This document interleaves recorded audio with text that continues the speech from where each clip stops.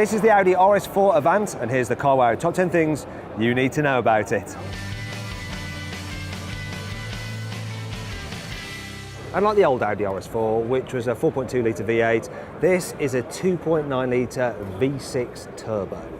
Yeah, it's the exact same engine you get in the RS5.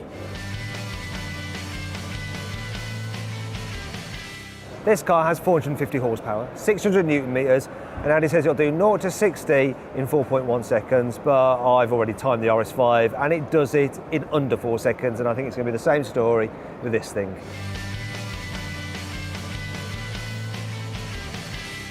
The top speed of this car is limited to 155 miles an hour, but if you pay Audi some extra cash, they'll let it do 174 miles an hour, which is a little bit of a con because they don't actually do anything to the car other than a software patch.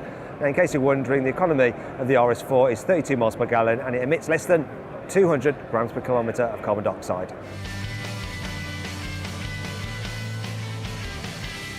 I think Audi have done a great job of really beefing up this RS4 Avant over the normal S4, and yeah, you've got the usual oval tailpipes in the back, a big diffuser, big front grille, all quite easy to do. What's more impressive is the fact they've actually worked on the bodywork itself. For instance, these wheel arches are blistered, they really stick out, and they remind me of those on the old Quattro rally car from the 80s.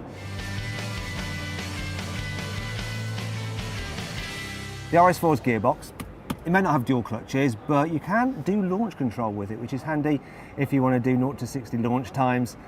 Also, the gearbox itself is pretty nice to use. It's better on the paddles because if you put it in auto mode and you suddenly kick down, it can be a bit slow to respond, even if you've got it in the sport setting.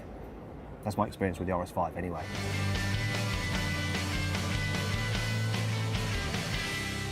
The RS4 gets proper permanent Quattro all-wheel drive, so it will send power to the rear wheels, and it does have a genuine rear drive bias feel to it when you want it to, and you can enhance that further with the optional sport differential.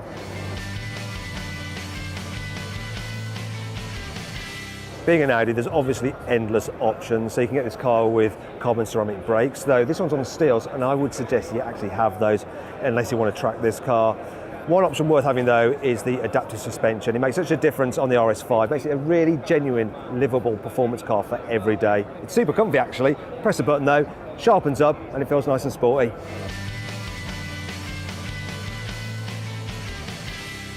The new RS5 is just way more fun to drive than the old RS5. It's just so much more communicative, it's more adjustable, it's way better, that chassis.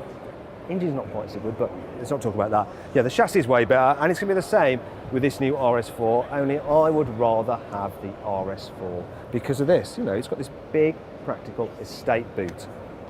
Brilliant. Inside you get various RS styling upgrades, such as a flat bottom steering wheel, various RS badges just to remind you of how much you've spent on the car, some RS seats, which are very comfy, though they do seem to sit a little bit too high for my liking. You also get a digital driver's display as standard with bespoke RS dials, which do look kind of cool. Now, if you want to upgrade the cabin with some carbon fibre bits of trim, you can pay extra to do that, though I wouldn't bother because it's very expensive and looks a bit tacky.